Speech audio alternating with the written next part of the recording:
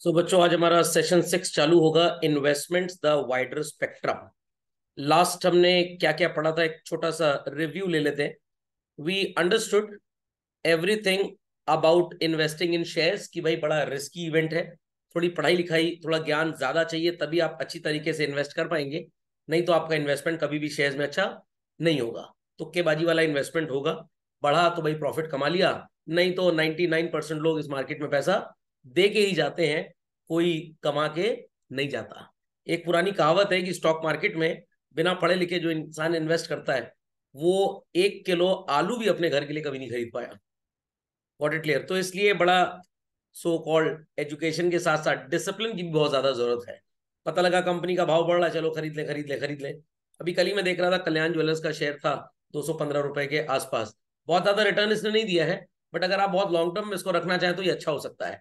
तो every company share should not be considered as one and the same. सबके अलग अलग फंडामेंटल्स होते हैं, अलग अलग टेक्निकल्स होते हैं, तो अलग अलग हिसाब से आपको इन्वेस्ट करना चाहिए।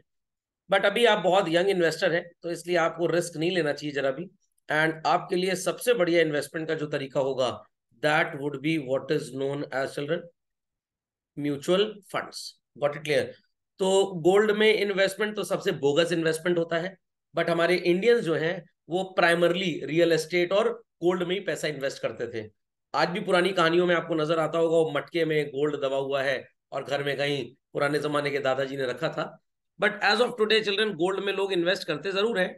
वही लोग इन्वेस्ट करते हैं जिनके पास या तो ब्लैक मनी हो, सरकार को टैक्स ना देना हो, तो चलो गोल्ड खरीद लो। कम से कम पहला तो आपका जो टैक्स का पैसा बचा 30% हाईएस्ट स्लैब में, वो आपने चुरा लिया। और उसके बाद ये गोल्ड जो है ये कोई रेगुलर रिटर्न जैसी चीज आपको नहीं देता है। रियल एस्टेट आपने मान लीजिए खरीदा, फ्लैट खरीद लिया, तो एटलीस्ट आपको एडवांटेज मिलेगा कि कोई टेनेंट है जो आपको किराया दे रहा है। Over the period of time थोड़ा बहुत प्रॉपर्टी का प्राइस भी बढ़ता रहता है, तो रेगुलर इनकम भी है रियल एस्टेट में। और आपकी जब वैल्यूएशन बढ़ेगी तो अल्टीमेटली आपको प्रॉफिट भी हो जाएगा। बट गोल्ड में there is nothing called regular income. आज आप 5 लाख रुपए का गोल्ड खरीद लीजिए, क्या आपको गोल्ड किराया देगा? नो। ऐसा तो है नहीं कि आप मोहल्ले की आंटी लोग को अपना वो पेंडेंट सेट दे देंगी, जाइए बारात में पहन के और किराया हमको दीजिए। और पता लगा आंटी जी भांगड़ा नाचते नाचते कहीं पेंडेंट सेट गिरा दी, हो गया भांगड़ा आपके गोल्ड का। तो इन दैट केस गोल्ड आपको कभी भी रेगुलर इनकम जैसी चीज प्रोवाइड करेगा ही नहीं। Got it clear. Sir mutual fund में कैसी रेगुलर इनकम? म्यूचुअल फंड में रेगुलर इनकम होती है। देर आर सर्टन प्लान्स जो आपको रेगुलर इनकम म्यूचुअल फंड्स में दे देंगे। अबव ऑल म्यूचुअल फंड में सबसे बड़ा एडवांटेज क्या है? आपका पैसा स्टॉक मार्केट में ही एग्जैक्टली जा रहा है, बट एक स्टॉक में नहीं, दो स्टॉक में नहीं, रादर इन मल्टीपल स्टॉक्स। तो भाई किसी कंपनी के शेयर का दाम बढ़ा, you will make profit.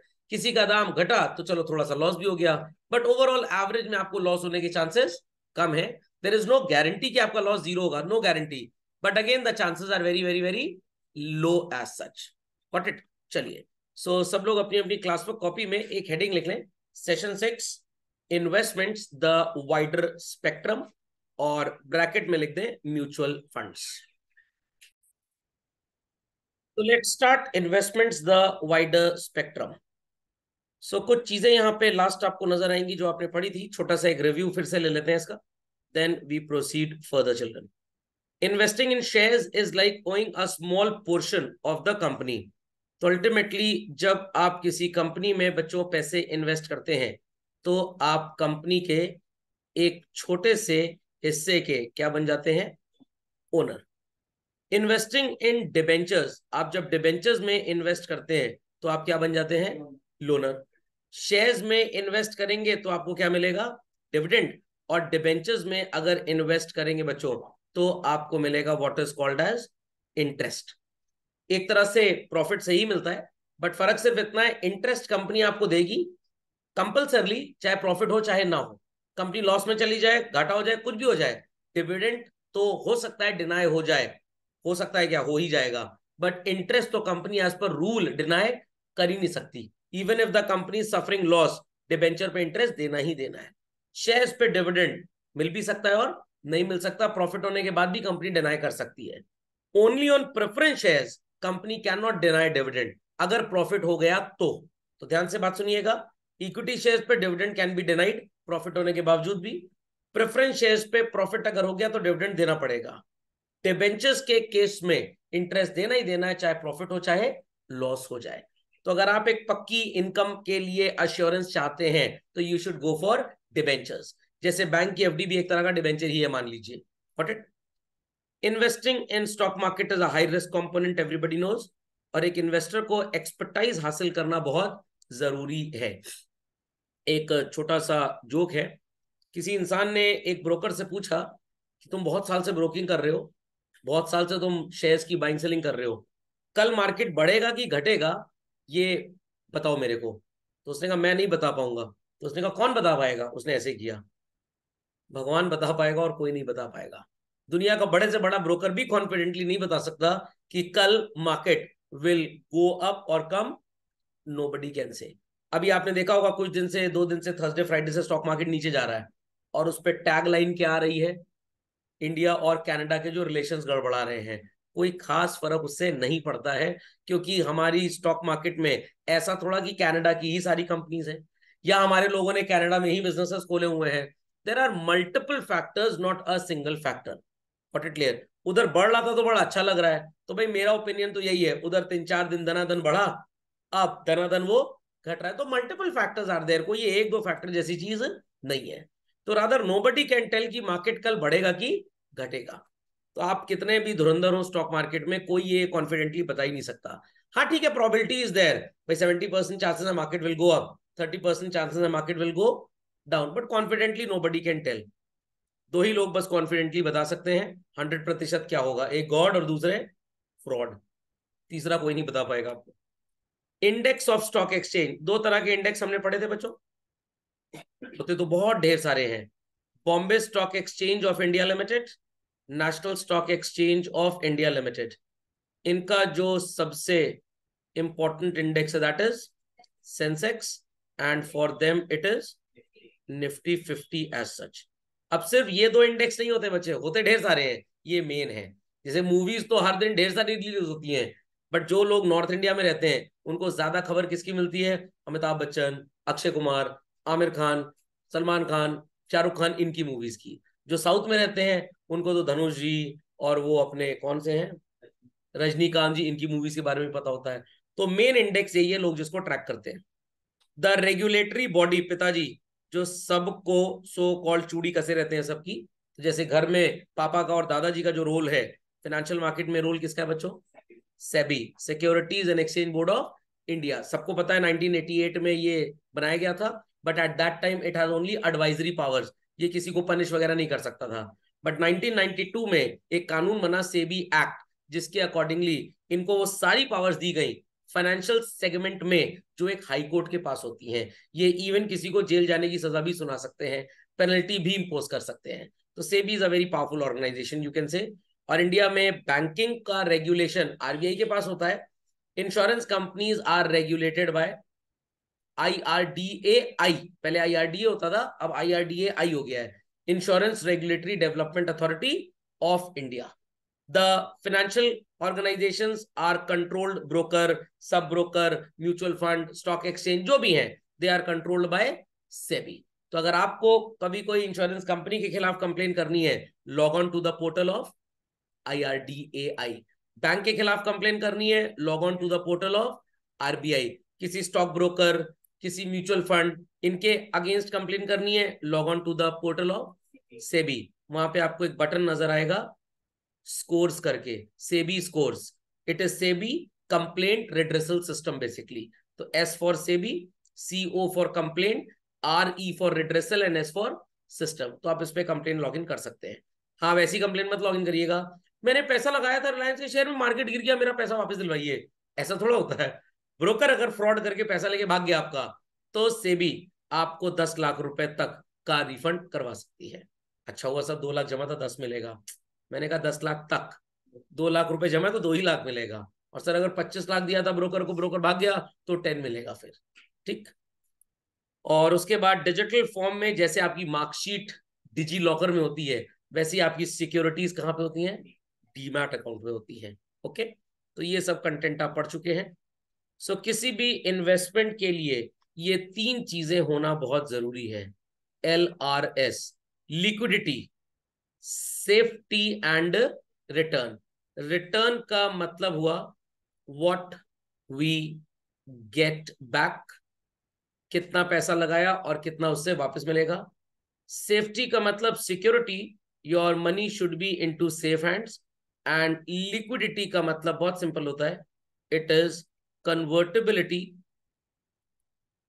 Into cash. अभी एक मेरे जानने वाले मेरे से पूछ रहे थे, भाई हमारे पास 25 लाख रुपीज है, बताइए कहाँ पे हम प्रॉपर्टी परचेज कर लें। तो मैंने उनसे पूछा, भाई आपके बच्चे बच्चे हैं? उन्होंने कहा, हमने कहा शादी कब करनी है? कह रही बड़ी बेटी है, उसकी शादी अभी 2 साल बाद तो हो ही जाएगी, post graduation is about to complete, what it तो मैक्सिमम 2 years टाइम। तो मैंने कहा आपने अगर रियल एस्टेट में पैसा लगा दिया तो 2 साल में जरूरी नहीं कि बहुत ज्यादा कोई ग्रो कर जाए रियल एस्टेट, क्योंकि रियल एस्टेट ऐसे ऐसे चलता है फिर ऐसे जंप मारता है, फिर ऐसे ऐसे चलता है फिर ऐसे जंप मारता है, फिर ऐसे ऐसे चलता है फिर ऐसे जंप मारता है। गोल्ड भी ऐसे ही चलता है बच्चों, कोई रेगुलर नहीं ग्रो करेगा। बट ये जो स्टॉक मार्केट है ना, ये थोड़ा ऐसे ऐसे ऐसे ऐसे ऐसे ऐसे ऐसे ऐसे ऐसे ऐसे ऐसे ऐसे ऐसे ऐसे ऐसे ऐसे ग्रो करता है। और जो बैंक की एफडी है सर, वो बहुत ज्यादा ग्रो नहीं करेगी, बट थोड़ा थोड़ा थोड़ा थोड़ा थोड़ा थोड़ा बढ़ती रहेगी, क्योंकि इंटरेस्ट आपको मिलना ही मिलना है। तो भाई 2 साल बाद बच्चे की शादी करनी है, पैसे की जरूरत पड़ेगी, तो रियल एस्टेट में इन्वेस्ट करना is not a good way out. Stock market भाई ये तो वोलेटाइल है, 2 साल में हो सकता है मार्केट नीचे गिर गई, और जब आपकी बच्ची की शादी थी वो हो गई, उसके 3 महीने बाद धनाधन बढ़ने लग गई, तो आप मेरे को भर भर सुनाएंगे। तो आपके लिए good thing is go for 7.25% वाली बैंक की एफडी। बट अगर कोई मेरे से बोलता कि भाई हमें पैसे की जरूरत लगभग 5 साल से 20 साल के बाद है, अभी हमें पैसे की जरूरत ही नहीं है, then I would have definitely said चलो रियल एस्टेट में पैसा लगा दो, 15-20 साल में तो बढ़ेगा ही बढ़ेगा। What it clear. Sir stock market आपने क्यों नहीं सजेस्ट किया? अब भाई बच्चों की शादी करनी है, उम्र है लगभग लेटस से 38 years, 20 साल बाद इनकी एज हो जाएगी 58 years, कहीं मार्केट नीचे वीचे गया, हो सकता है शादी ना हो, लड़के वाले रिश्ता कैंसिल कर दें, तो इस तरह की एडवाइस नहीं देनी चाहिए लोगों को। स्टॉक मार्केट की एडवाइस उसी को देनी चाहिए those who have the capacity to handle risk. पता लगा मोहल्ले में एक बूढ़े दादाजी हैं, उन्होंने निफ्टी 50 और सेंसेक्स को देखा दनादन बढ़ रहा था, वो भी पैसा लगा दिए, सेंसेक्स नीचे दादाजी ऊपर। Got it clear. भाई अगर आप 30-35 साल की एज है तो आप रिस्क ले सकते हैं, पैसा थोड़ा चला भी गया तो चलो और कमा लोगे। बट 65 साल के बूढ़े दादाजी, क्या उनको ये एडवाइस देनी चाहिए? बिल्कुल नहीं। तो उनकी आत्मा आप ही के अगल बगल मंडराएगी, जैसे चंद्रायन जाने से पहले मून के बगल में मंडरा रहा था। ओके। तो age to age, person to person, the type of investment also differs. तो हर पर्सन के लिए इन्वेस्टमेंट में 3 चीजें बहुत इंपॉर्टेंट है चिल्ड्रन। पहला liquidity, second is safety, and third is return basically. Got it clear. तो रिस्क अगर ले सकते हैं तो भाई स्टॉक मार्केट से अच्छा तो कुछ होता ही नहीं है।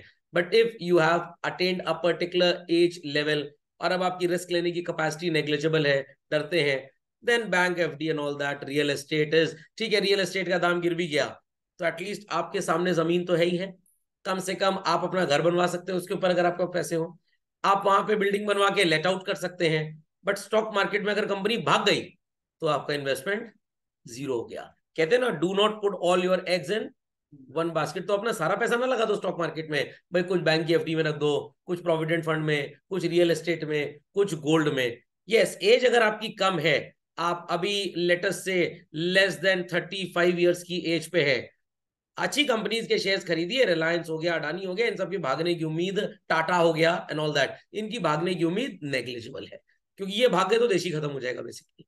हाँ, वो अंटू पंटू छाप गोवर्धन दास कंपनी का शेयर खरीद लिए, मूलचंद नारायण चंद कंपनी का शेयर खरीद लिया, 5 रुपए का मिल रहा था सर, मैंने 1,000 शेयर खरीद लिए। अरे 5 रुपए मिल रहा था, चूरन टाइप कंपनी कुछ नहीं देके जाएगी। तो इस तरह के इन्वेस्टमेंट से आपको बचना चाहिए।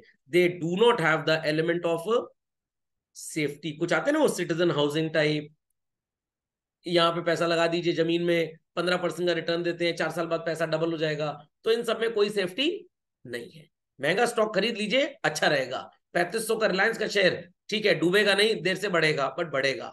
बट 100 रुपए की अगर 35 शेयर आपने XYZ लिमिटेड के खरीद लिए, जिसकी मार्केट में कोई स्टैंडिंग नहीं है, कोई मार्केट में इसको जानता ही नहीं है, आज तक इसने अच्छे रिटर्न्स दिए नहीं, फैक्ट्री कहाँ पे आपको पता नहीं, बिजनेस किस चीज का करता है भगवान को भी नहीं पता, बस आपने देखा खरीद लिया, तो ये सब गैम्बल होता है basically. Got it.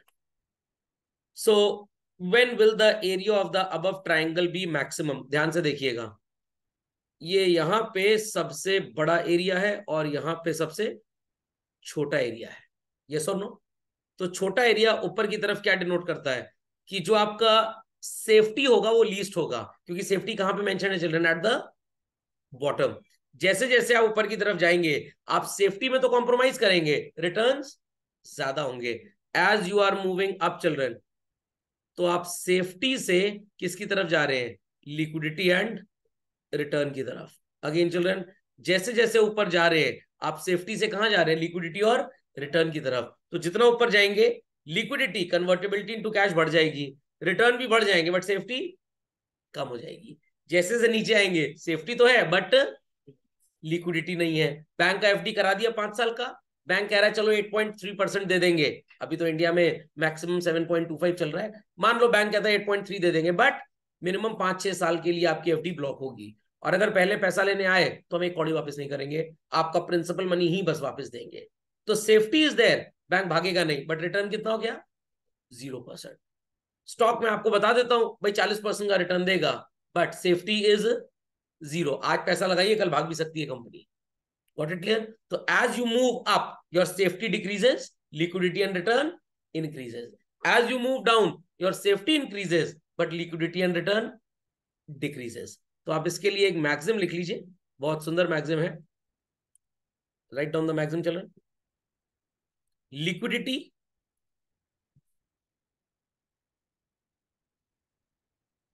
and return are inversely related to safety.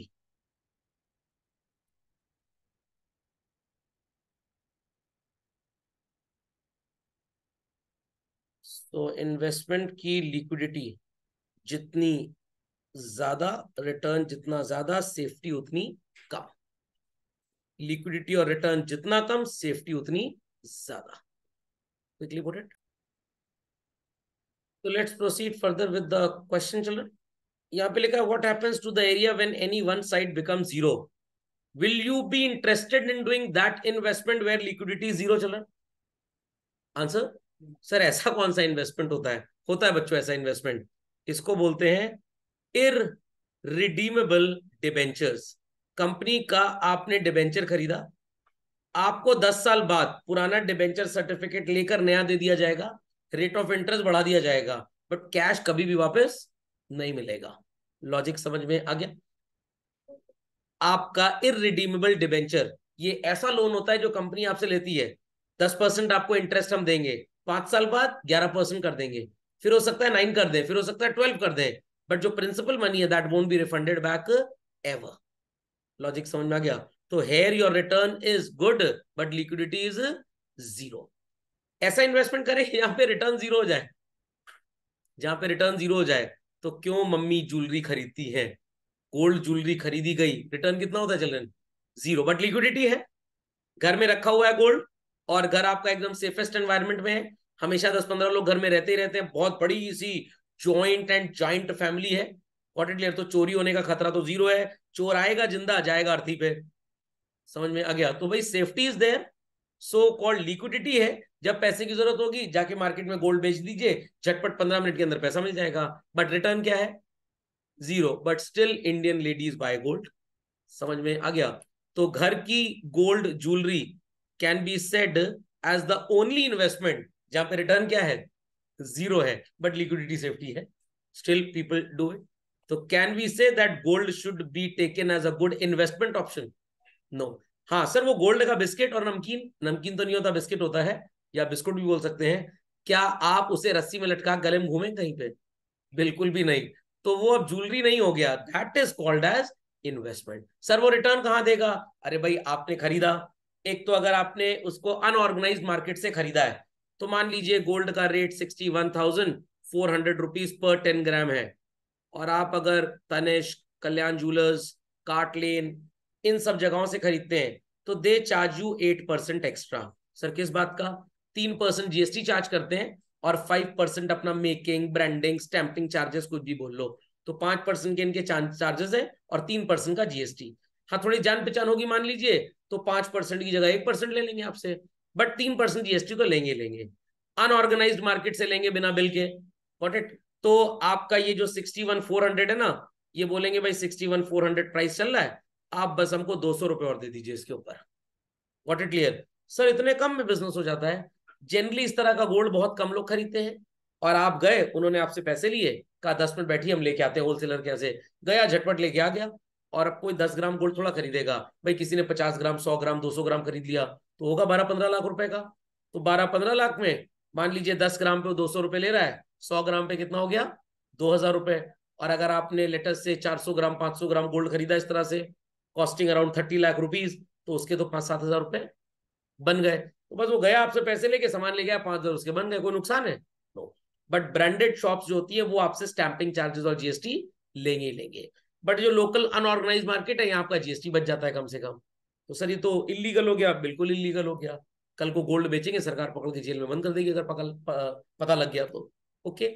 और अगर आप ज्वेलरी खरीद रहे हैं तो रिटर्न इज 0। और ये जो गोल्ड आपने खरीदा, मान लीजिए 15 दिन बाद ही मार्केट बढ़ के 61,900 हो गया, मान लीजिए रशिया यूक्रेन के बीच में वॉर बढ़ गई, ये 56,800 हो गया। ऐसा नहीं होगा, जब वॉर होगी तो गोल्ड का प्राइस घटता नहीं है बच्चों, रादर कोई भरोसा नहीं 70,000 पहुंच जाए। सर ऐसा क्यों होता है भाई? जब लड़ाई झगड़ा होता है ना, तो लोगों को लगता है कंपनी के फैक्ट्री के ऊपर तो मिसाइल गिर सकती है।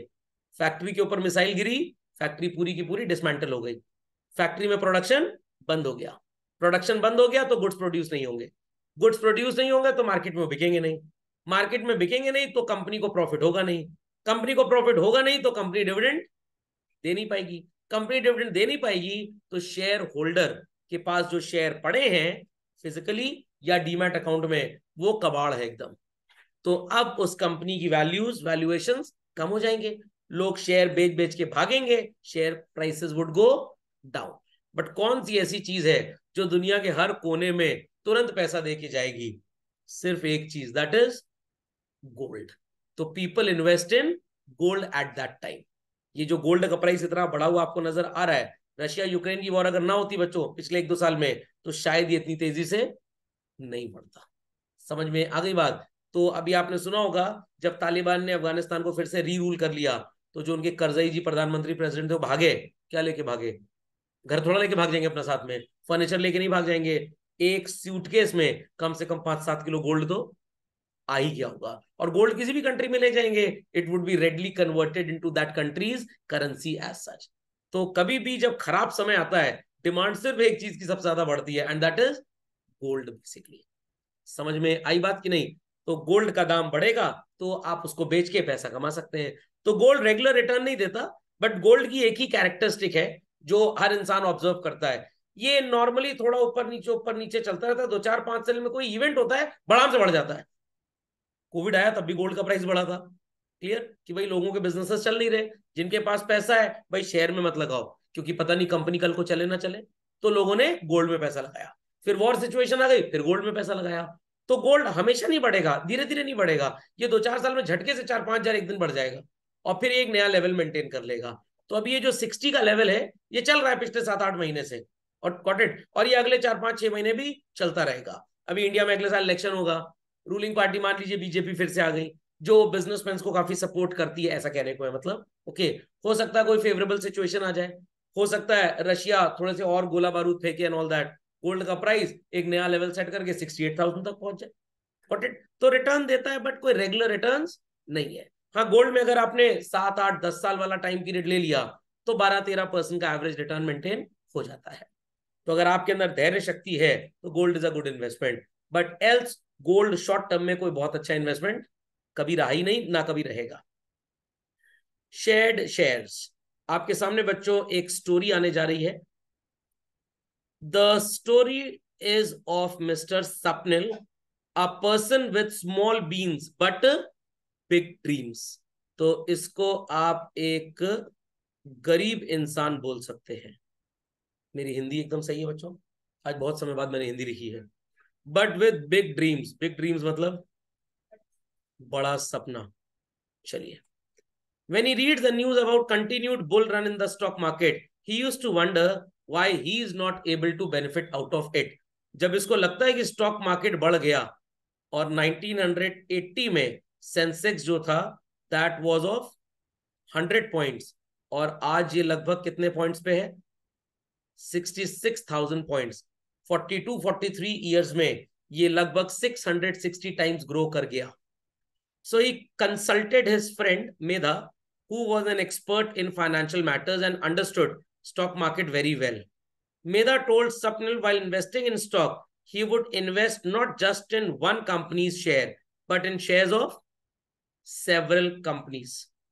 He should also invest not only in companies belonging to one sector, IT में भी invest करो, auto sector में invest करो, thereafter medical, that is pharmaceutical में invest करो, thereafter एयरलाइंस में भी इन्वेस्ट करो, इंडिया में बड़ा इनका स्कोप चल रहा है आजकल।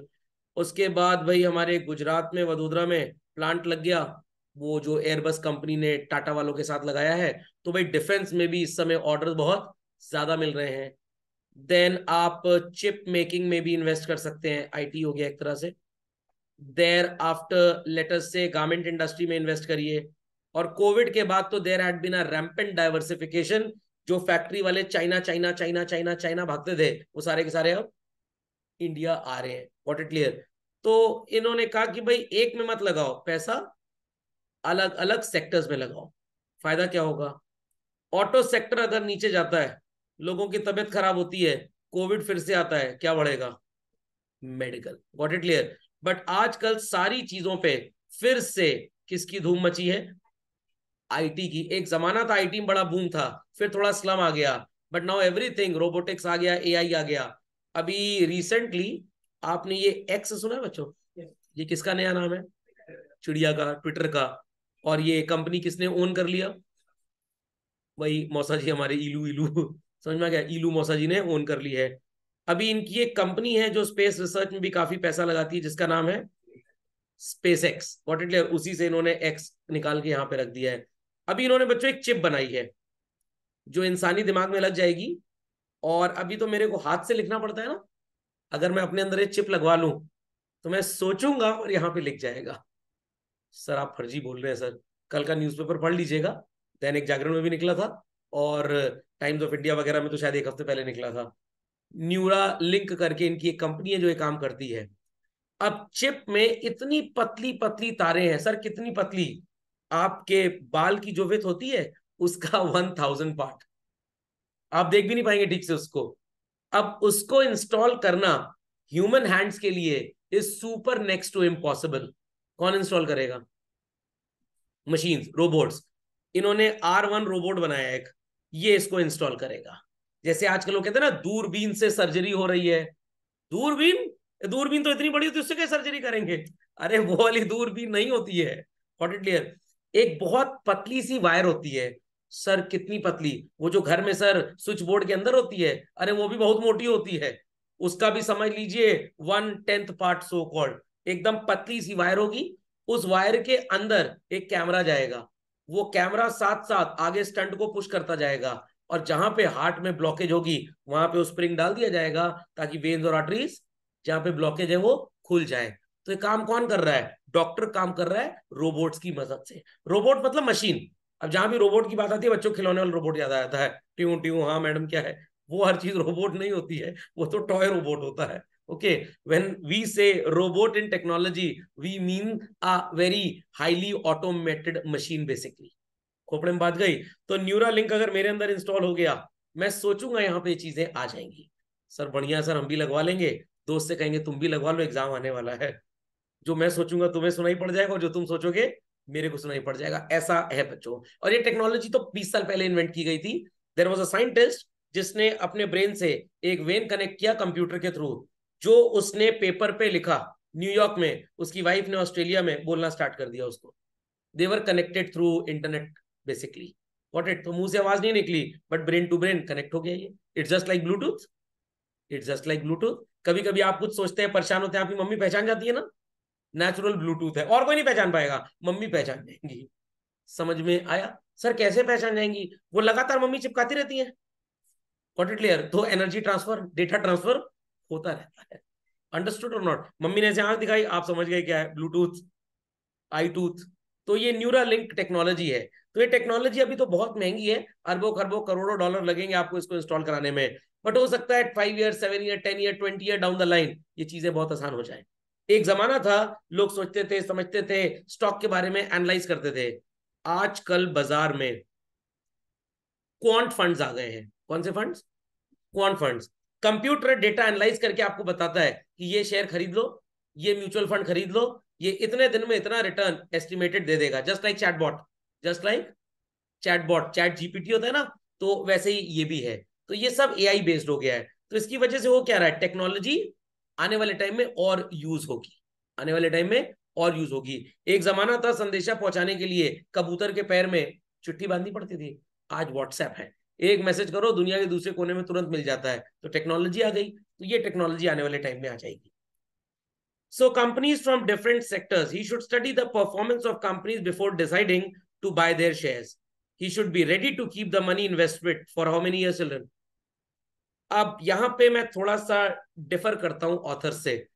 20 साल के लिए पैसा लगाया और सोचा 2001 में चलो 20 साल के लिए पैसा लगाते हैं, 2020 में अपना पैसा निकालेंगे। 2020 में कोविड आ गया एंड मार्केट नीचे चला गया। तो ये जरूरी नहीं है कि 20 साल बाद जो सिचुएशन हो वो आपके लिए फेवरेबल हो। जब बीच में फेवरेबल ठीक ठाक नजर आ रही है, आपने देखा कि भाई बैंक तो लगभग 7% का रिटर्न देता है, मेरे को 15% का रिटर्न मिलेगा ना, तो मैं खुश रहूंगा।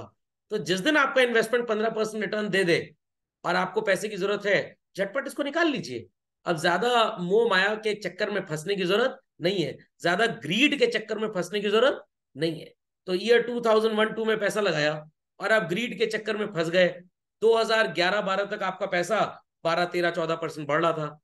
15-16-17 आ गया, ये 17-18% तक ग्रो कर गया। आपने कहा अभी और रुकते हैं, और रुकने पे आपने हाल देखा, 2020 जून निस्तो नाबूद हो गए आपके सारे के सारे इन्वेस्टमेंट। तो आप बेसिकली लालच में फंस गए। तो जो लालच में फंसा, जो डिसिप्लिन से डिविएट हुआ, गया उसका रिटर्न।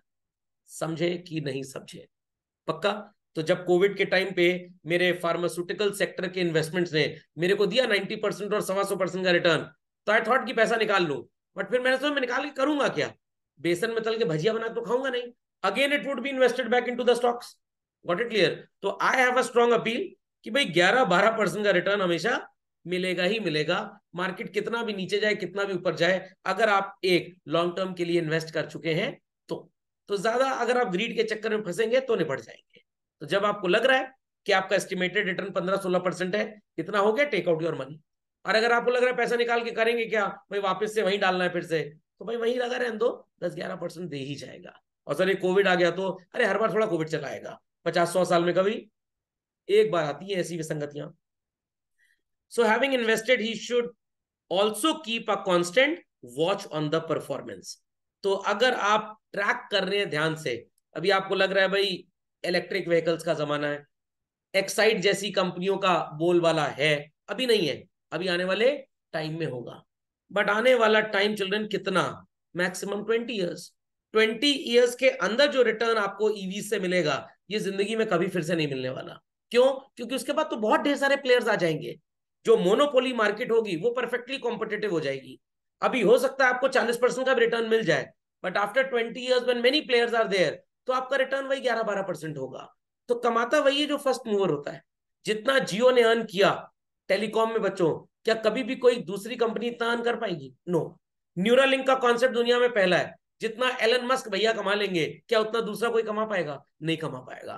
तो फर्स्ट मूवर एडवांटेज, लॉजिक समझ में आ गया? आईआईटीज जिन्होंने ज्वाइन किया 25 साल पहले, उन्होंने जितनी ग्रोथ ली उतनी ग्रोथ अब कभी नहीं होने वाली। बीपीओ सेक्टर इंडिया में आया, जिन्होंने 20 साल पहले उसको ज्वाइन करके ग्रोथ ले ली, अब उतनी ग्रोथ कभी नहीं होगी। तो आपको अपॉर्चुनिटी सेंस करनी पड़ेगी अगर आपको बहुत high profile growth short term में चाहिए तो। नहीं समझे? समझ गए? घर में खाना बना, सबसे पहले आपने कुकर में से, कढ़ाई में से दाल निकाली और खा ली, जो उस दाल का टेस्ट होगा, अब उस दाल का टेस्ट अगले आधे एक घंटे आपको नहीं मिलने वाला। बार बार हीट होकर उसका टेस्ट ऑक्सीडाइज होकर चेंज होता जाएगा। ओके, तो first mover advantage is the main thing. So market का ट्रेंड भी तुम्हें देखना पड़ेगा और पॉसिबल रिटर्न क्या है। तो स्वप्निल अब हो गया व्हाट? कंफ्यूज्ड। अब उसके पास सो कॉल्ड इतना पैसा भी नहीं है कि ढेर सारी कंपनीज में लगा पाए। तो हम बच्चों 5 बड़ी कंपनीज के शेयर्स के जरा प्राइसेस देख लेते हैं और उससे मैं आपको कुछ ज्ञान देना चाहता हूं। तो अपनी कॉपी में जरा कॉम्पोजिशन नोट डाउन करिए। हेडिंग लिख दीजिए, prices of 5 big companies in India. लिखिए बच्चों कॉपी में, prices of 5 big companies, bracket में लिख दीजिएगा शेयर्स इन इंडिया। और आपके सामने गूगल का पेज आ रहा है। सबसे पहले हमारे दिमाग में रिलायंस इंडस्ट्रीज शेयर आता है। लिख दीजिए 2400, 2356 रुपए 50 पैसे प्राइस है। ये परसों 8 रुपए 30 पैसे नीचे गिर गया। लिख दीजिए 2400, Reliance industries limited 2400 approximate price, मतलब लिख दिया। Then let us take the so called share price of Tata. लिख दीजिए बच्चों 620 rupees, 620 rupees. Then MRF 1 lakh रुपए से ऊपर चला जाएगा। मारुति का शेयर 10,552 रुपए का, तो लिख दीजिए मारुति सुजुकी 10,500, 10,500। चलिए एमआरएफ भी देख लीजिए, 1,08,000 रुपए का एक शेयर है बच्चों, 1,08,000 का एक शेयर है। चलो चल लिख लो एमआरएफ का भी। क्या क्या रिटर्न 321 रुपए 22 तारीख को नीचे गया था। तो 1,08,000 में 321 रुपए क्या होता है? कुछ नहीं होता, एक शेयर। लिख दीजिए 1,08,500, लिख दिया। उसके बाद बीएसएनएल का शेयर प्राइस, चलिए बीएसएनएल नहीं है, अडानी पावर ले लेते हैं।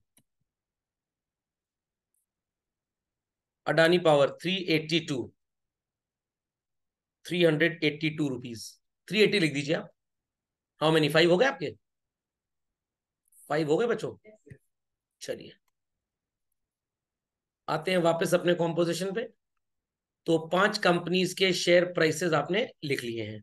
बताइए पहली कंपनी कौन सी थी? चलो, रिलायंस इंडस्ट्रीज लिमिटेड। दूसरी कौन सी थी? टाटा।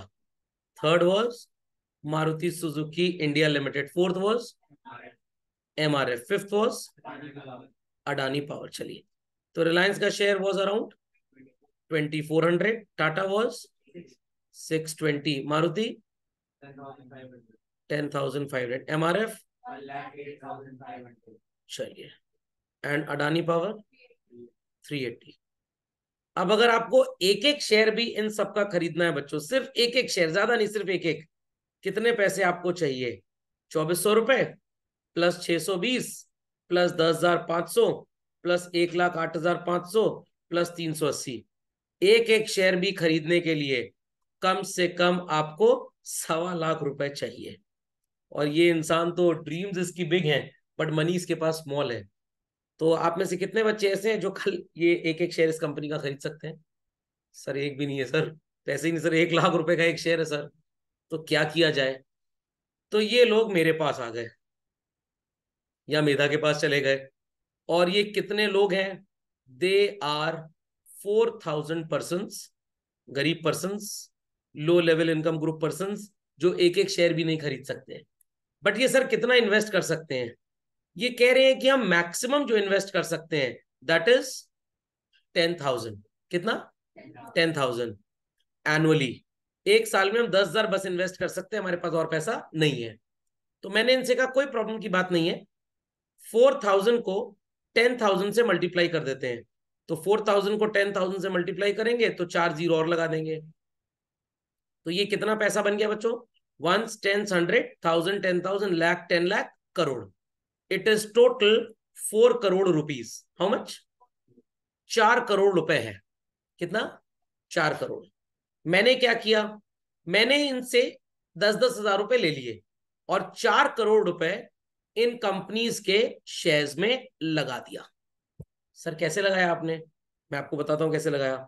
4 करोड़ में जीरो कितनी है बच्चों? 2 2 4 3 7, 1 2 3 4 5 6 7, 7 जीरो होगी ना। 4 हमने 10,000 से ले ली और 3,000 से ले ली, 4,000 से। 1,22,400। हमने इस टोटल 4 करोड़ रुपए को इन्वेस्ट कर दिया इन 1,22,000 रुपए के एक एक शेयर खरीदने में। तो टोटल 326 शेयर्स खरीदे हमने। कितने खरीदे बच्चों? 326। रिलायंस के भी 326, टाटा के भी 326, मारुति सुजुकी के भी 326 और एमआरएफ के भी 326 एंड अडानी पावर के भी 326 और 1,22,400 रुपए इनमें लगा दिया। समझ में आ गया? तो अगर 326 शेयर 1,22,400 रुपए के लगभग खरीदे तो ये लगभग 3,99,02,400 रुपए का इन्वेस्टमेंट हो गया। तो अप्रोक्सीमेटली 326 शेयर हमने खरीद के रख लिए। अब शेयर प्राइसेस कभी बढ़ेंगे और कभी घटेंगे।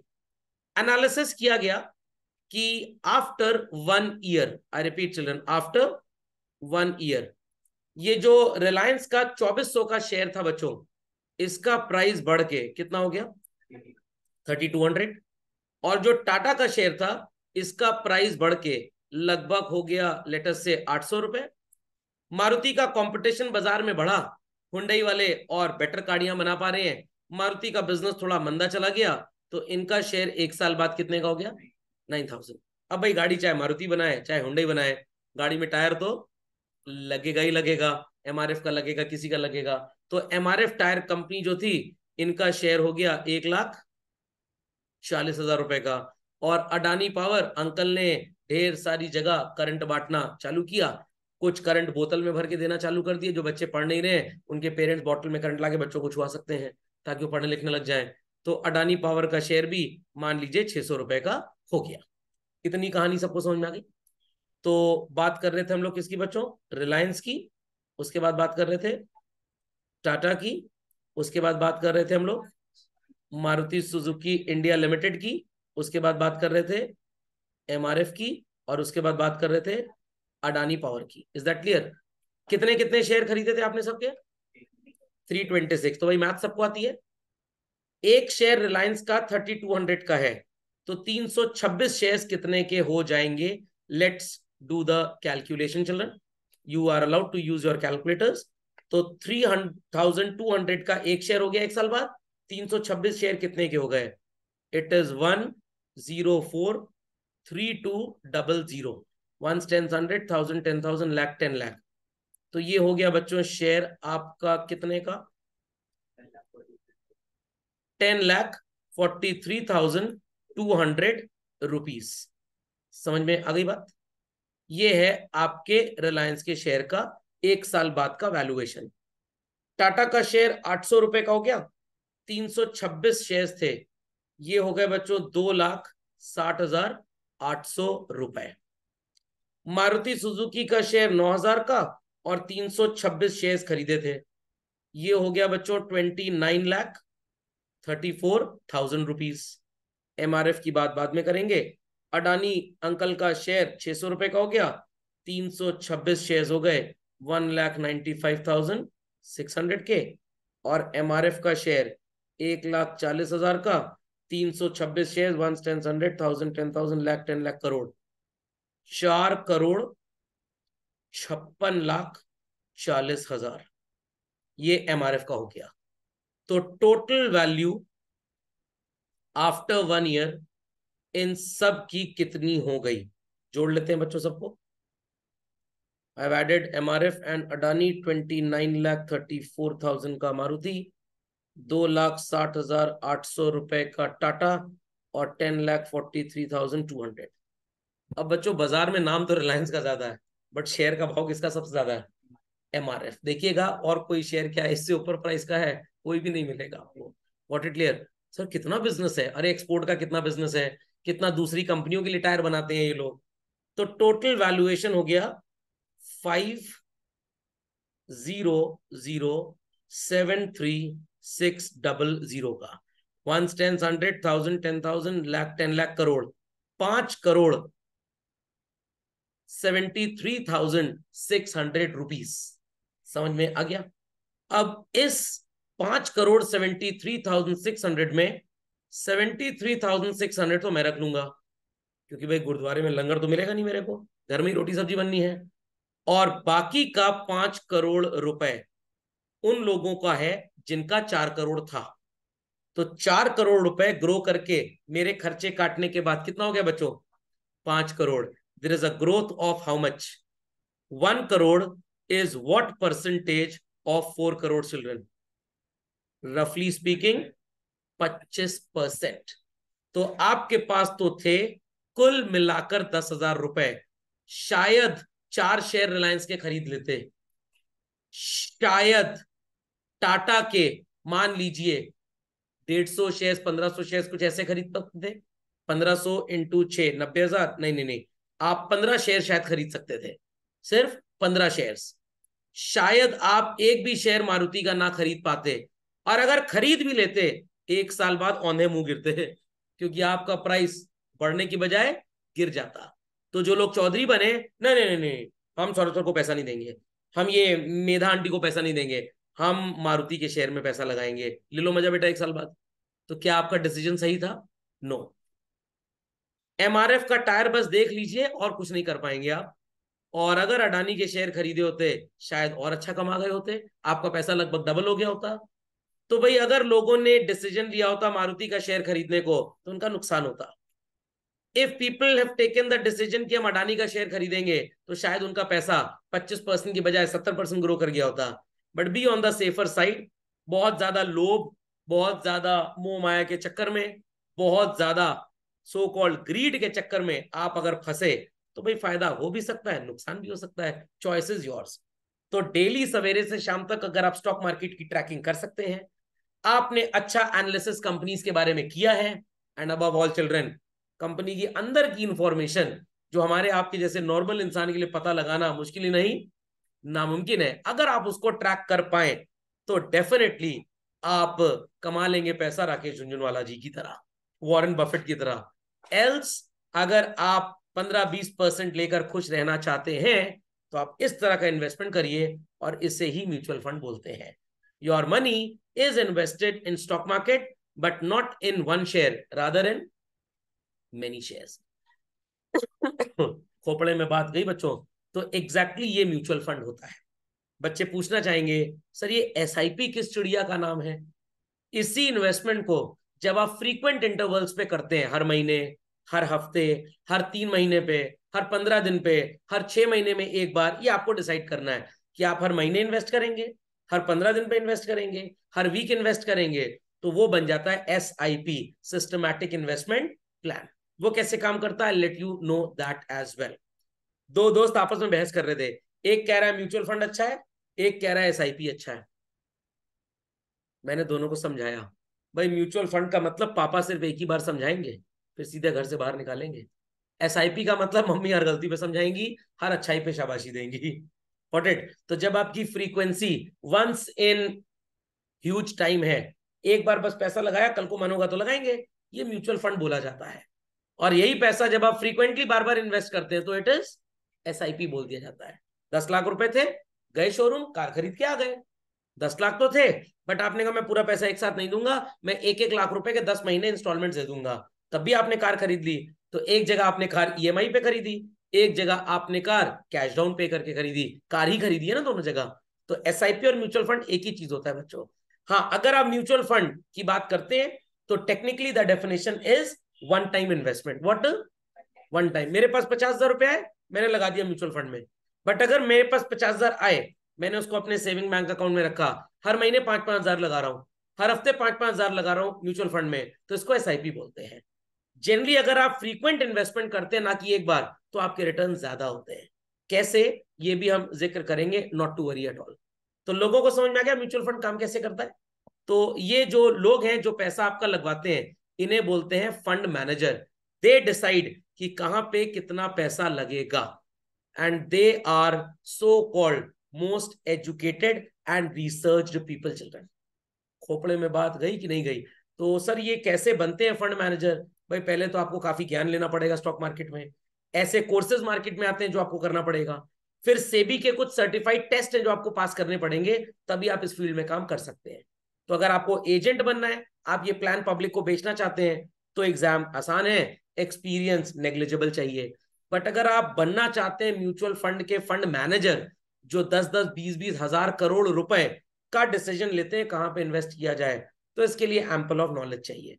और ये नॉलेज आपको जॉब करके बड़े बड़े म्यूचुअल फंड हाउसेस में कोर्सेज करके, MBA finance, chartered accountancy and other courses are there, जो करने के बाद ही आप समझ पाएंगे। तो क्योंकि हमारे देश में ये बिजनेस बहुत नया है, तो इस तरह के लोग अभी हमारे लोगों को मिलते नहीं है कंपनीज को। तो पढ़े लिखे जो इंजीनियर्स होते हैं फ्रॉम आईआईटीज, जिनकी मैथमेटिक्स की स्किल स्ट्रांग है, जो चार्टर्ड अकाउंटेंट्स होते हैं, जो आईएम के एमबीए एंड ऑल होते हैं, उनको कंपनीज हायर कर लेती है और उनको बताती है भाई हमको ये काम चाहिए, फिर वो अपनी अकल लगाते हैं। What it clear? तो सिंपली एक्सप्लेनिंग है 5वीं की मैथ्स। बट रिलायंस का शेयर कब खरीदना है कब नहीं खरीदना, ये फंड मैनेजर डिसाइड करेगा। तो फंड मैनेजर के पास कहीं से न्यूज आ गई कि मुकेश अंबानी जी एयर फाइबर सो कॉल्ड पूरे इंडिया में 2024 31 मार्च तक लॉन्च करने वाले हैं, जिसमें स्ट्रॉन्ग अपील है कि पूरा इंडिया ना भी कवर हो, एटलीस्ट 70% हम कवर कर ही लेंगे। तो जब एयर फाइबर ज्यादा इंस्टॉल होगा, कंपनी का बिजनेस बढ़ेगा, कंपनी को ज्यादा कस्टमर मिलेंगे, कस्टमर मिलेंगे तो प्रॉफिट बढ़ेगा, रेवेन्यू से प्रॉफिट बढ़ेगा तो कंपनी डिविडेंड देगी, लोगों के अंदर होड़ मच जाएगी इनकी कंपनी का शेयर खरीदने के लिए। चलो जियो के शेयर खरीद लिए जाए, तो जियो के शेयर इन्होंने जनवरी में खरीद लिए, मार्च तक पता लग गया कि रिलायंस का कवरेज कितना है, और 22 मई को मुकेश अंबानी जी ने अपनी एनुअल जनरल मीटिंग की, जहां पे पटर पटर कर दिया। अब तो ऑफिशियल हो गई ये बात, 23 तारीख से शेयर प्राइस बढ़ेगा और ये अगले 1 महीने तक दनादन बढ़ेगा, क्योंकि लोग शेयर खरीदना चाहते हैं। अब इस फंड मैनेजर ने जनवरी में शेयर खरीदा था, ये इन शेयर्स को खरीद के 3 महीने के अंदर बेच के प्रॉफिट अंदर कर लेगा, फिर किसी दूसरी कंपनी के ऊपर डोरे डालेगा जाकर। अंडरस्टैंडिंग? तो बीच बीच में इनको काम करना पड़ता है। लॉजिक समझ में आ गया? जैसे मम्मी हलवा बनाती है घर में, सूजी का हलवा, तो हलवा चिपक ना जाए कढ़ाई में, what she keep on doing, stir करती रहती है ना। तो फंड मैनेजर भी स्टिर करता रहता है। फंड मैनेजर को पता लग गया था फरवरी में 2020 में कोविड आने वाला है, हो सकता है पैंडेमिक फैले तो कंपनीज के प्राइसेस कम हो, बट दवाई तो लोग लगवाएंगे लगवाएंगे, चलो फार्मास्यूटिकल कंपनी का शेयर खरीदो। तो उन्होंने फेब मार्च में फार्मास्यूटिकल कंपनी के शेयर जब सस्ते थे खरीदने स्टार्ट कर दिए, और सो कॉल्ड ऑटोमोबाइल कंपनी के शेयर बेचने स्टार्ट कर दिए। तो ऑटोमोबाइल कंपनी का शेयर बेचा और फार्मास्यूटिकल कंपनी का शेयर खरीदा। तो जो ऑटोमोबाइल कंपनी का शेयर बेच के पैसा आया वही फार्मास्यूटिकल में लगा दिया, और कल को फार्मास्यूटिकल कंपनी में देखा 4-6 महीने बाद वैक्सीन बन रही है और शेयर खरीदना स्टार्ट किया। जब वैक्सीन इफेक्टिव साबित हो गई बायोटेक कंपनी की, तो उन्होंने फिर देखा कंपनी के प्राइसेस बढ़ रहे हैं, शेयर को बेचना स्टार्ट किया, प्रॉफिट कमा लिया। लस्सी देखिए बनते हुए, मथना बोलते हैं उसको स्टॉक मार्केट की भाषा में, म्यूचुअल फंड की भाषा में इसको चर्निंग बोलते हैं। व्हाट? चर्निंग बोलते हैं। तो जो हमारा फंड मैनेजर होता है, he keeps on stirring, he keeps on churning. What it clear? तो जब प्रॉफिटेबल लगेगा बेच के खरीदेंगे, लग रहा लॉस होने वाला है बेच के पैसा रख लो अपने पास।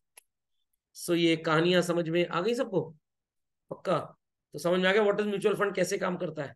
सर अब बस सपना है फंड मैनेजर ही बनना है हमको। चलिए, तो ये कंटेंट आप लोग कॉपी कर ले चिल्ड्रन फास्ट। तो Sapnil told a group of friends about Medha's advice, और ढेर सारे लोग मिल गए जो उसी नाव में सवारी करना चाहते थे। एक आइडिया आया इन सबको कि चलो पैसा इकट्ठा करते हैं, स्विमिंग पूल में डाल दें, नो, ग्रुप करें और एक फंड क्रिएट करें, और किसको इंचार्ज बनाए बच्चों? मेधा को इंचार्ज बनाए। तो मेधा क्या करेगी इनके लिए? मेधा सबसे कहेगी कि भाई थोड़े थोड़े थोड़े थोड़े पैसे दे दो, और इस थोड़े थोड़े पैसे को मैं इकट्ठा करके ढेर सारी जगह पे इन्वेस्ट करवा देती हूँ, और जब ये पैसा इन्वेस्ट होगा तो रिटर्न्स बढ़िया मिलेंगे, गारंटी नहीं है, आई रिपीट चिल्ड्रन, गारंटी कुछ भी नहीं है, बट अश्योरेंस है, सबको कमा के दिया है, आपको भी देंगे, नुकसान होने के चांसेस नेग्लिजिबल। भाई मम्मी भी 10 बार खाना बनाती है, कभी कभी तो सब्जी जल ही जाती है ना। लॉजिक समझ में आया कि नहीं? So in such a way that she would be able to repay anybody, if willing to withdraw money, withdraw भी कर सकता है, बट ज्यादा बेनिफिट कब मिलेगा बच्चों? Long term. बट मैं आपको बता दूं, एवरेजिंग म्यूचुअल फंड की हो किसी की भी हो चिल्ड्रन, 12-13% का रिटर्न लगभग मिल जाता है, प्रोवाइडेड बार बार कोविड ना आ जाए। क्या मेधा जी फ्री में काम करेंगी?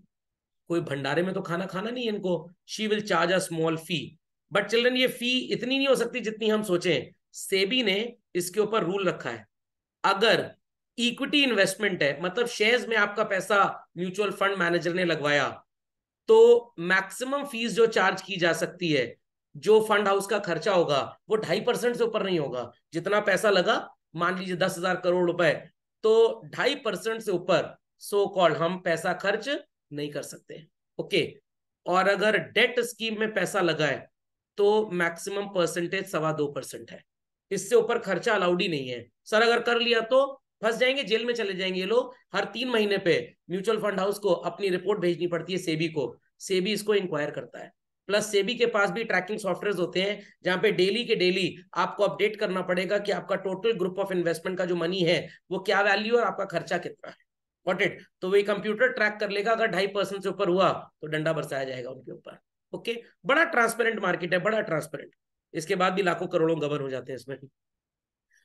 सो दस friend became joint owners of the shares and सब ने सिक्योरिटी खरीदी। जितना पैसा लोगों ने लगाया था इन सबको स्मॉल यूनिट्स में डिवाइड कर दिया गया। हमारे केस में ये यूनिट्स कितनी थी children? 327। And this fund was created for the mutual benefit. Mutual मतलब हमें फीस मिल जाएगी एज फंड मैनेजर और आपको रिटर्न्स मिल जाएंगे। तो स्वप्निल और इनके दोस्तों ने सोचा इसका नाम क्या रखा जाए। इनका नाम रख दिया गया FL fund, financial literacy fund मान लीजिए। समझ में आ गया? समझ में आ गया? या इसका एक और नाम भी रख सकते हैं, दोस्ती फंड। खोपड़े में बात गई। तो सबसे इंपॉर्टेंट चीज क्या है बच्चों इसमें? एडवांटेज क्या है? स्मॉल इन्वेस्टमेंट, मात्र 10,000 रुपए, कोई बहुत बड़ी चीज नहीं है। रिस्क स्प्रेड कैसे होगा? आपने अपने इन्वेस्टमेंट को क्या किया बच्चों? Diversify. Who is managing your money? The fund manager. और जो आपको ये लोकली मोहल्लों में लोग मिलते हैं ना, लो तुम्हारा पैसा म्यूचुअल फंड में लगवा दें, वो फंड मैनेजर नहीं होते बच्चों, उनको बोलते हैं fund adviser. Got it? Fund adviser बनने के लिए आपको 21 साल की उम्र अटेन करनी पड़ेगी। National institute of securities market का आपको एग्जाम देना पड़ेगा, जिसकी वैलिडिटी कुछ केसेस में 3 साल, कुछ में 5 साल होती है। और आपको लाइसेंस मिल जाएगा लोगों को म्यूचुअल फंड स्कीम के बारे में बता के बेचने, जैसे इंश्योरेंस का काम होता है। ओके, आप टाइप करते हैं किसी फंड हाउस के साथ। Long term investment, it could be over 5 years। जब भी पैसे चाहिए चिल्ड्रन, सर कब मिलेंगे पैसे? मैक्सिमम 48 आवर्स के अंदर। आज आप रिक्वेस्ट प्लेस करिए कि मेरे को पैसा चाहिए, आपका फंड एडवाइजर जो एजेंट होगा चिल्ड्रन, अगर आपने रिक्वेस्ट 1:30 बजे से पहले प्लेस कर दी तो ये आगे रिक्वेस्ट चली जाएगी। आपके फंड मैनेजर को रिक्वेस्ट मिल जाएगी, आपका फंड मैनेजर उतना शेयर बेच के आपका पैसा ले लेगा स्टॉक मार्केट से। बिकेगा तो शेयर स्टॉक मार्केट में ही। बट अगर 1:30 बजे के बाद आप रिक्वेस्ट देते हैं तो रिक्वेस्ट जाते जाते 2-3 बज जाता है और तब तक स्टॉक मार्केट बंद होने का टाइम होता है, तो आपका काम अब अगले दिन स्टार्ट होगा। तो ये 72 आवर्स हो सकता है। बट अगर आपने 12-1 बजे के आसपास रिक्वेस्ट प्लेस कर दी तो परसों बच्चों आपके बैंक अकाउंट में पैसा आ जाएगा। क्लियर? समझ में आ गया? और अगर सर कोई भाग भाग जाए मेरा पैसा लेकर, who is there at your help बच्चों? सेबी। मार्केट गिरने से, प्राइस गिरने से नुकसान होता है, सेबी कुछ नहीं करेगा। फ्रॉड अगर होता है, सेबी इज देयर चिल्ड्रन, इसलिए टेंशन की बात नहीं है। अभी आपने देखा होगा सहारा ग्रुप वाले लोगों का पैसा नहीं दे रहे थे, गवर्नमेंट ने बैन लगाया था, बट अगेन सेबी बीच में आ गया। आप पोर्टल पे जाइए, अपना डेटा अपडेट करिए, हो सकता है आपका पैसा वापस आ जाए। तो सेबी को इसीलिए बनाया गया था। सो बच्चों समझ गए व्हाट इज म्यूचुअल फंड? काफी दिन से दिमाग में घूम रहा था म्यूचुअल फंड होता क्या है, आज ठीक से समझ गए। तो अगले लेक्चर में मैं आपको एसआईपी के बारे में ज्ञान दूंगा, सेबी के साथ साथ चिल्ड्रन। और या अगले नहीं, अगले टू अगले लेक्चर में, अगले लेक्चर में भी म्यूचुअल फंड ही चलेगा हमारा। ये अलग अलग टाइप ऑफ म्यूचुअल फंड्स होते हैं children. Equity fund, debt fund, balance fund, tax saving fund, open ended, close ended, growth, dividend, SWP. हाँ, जब एसआईपी आएगा तो I let you know about SIP. Okay, अलग अलग इंसान अपनी अपनी जरूरत के हिसाब से इन्वेस्ट करता है, एकदम रेस्टोरेंट के मेन्यू की तरह। आप बच्चे हैं, आपको चाउमीन और मोमोज बड़ा अच्छा लगता है, बट पापा के लिए ये हेल्थ प्रॉब्लम्स क्रिएट कर सकता है, मेरे लिए भी कर सकता है, तो हम लोग कोई दाल चावल में खुश हो जाएंगे। दादा दादी कह रहे हैं हम घर में ही रहेंगे, मान ली दलिया बना देना बहू। तो अलग अलग पर्सन, अलग अलग फूड टेस्ट, अलग अलग पर्सन, अलग अलग तरीके का इन्वेस्टमेंट। समझ में आ गई बात? चलिए, कोई क्वेरी है तो people can ask. Video upload हो जाएगा, थोड़ा लाइक वाइक कर दीजिएगा।